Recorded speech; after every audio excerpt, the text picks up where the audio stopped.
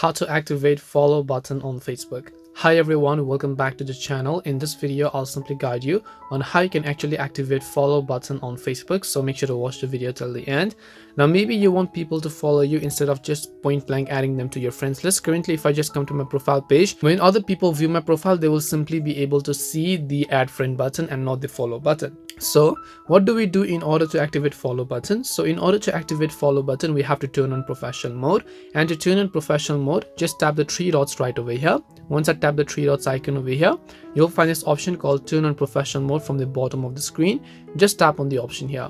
And then as you do that, right over here, you'll find the option called turn on. Just tap on the turn on button, and then you'd have successfully turned on professional mode.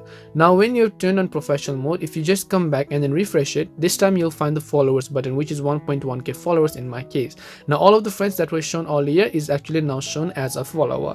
And if you want to see how other people view it, I'll just tap on the three dots again, and then I'll select view as. View as basically means how other people are going to see my profile. So when they visit my profile, they will see the follow button, they will see the message button, they will see the number of followers and the followings and all of my posts as well. And this is simply how you can actually turn on professional mode on Facebook and then activate the follow button. We hope the video was really helpful, and if it did help you, make sure to leave a like and subscribe to the channel.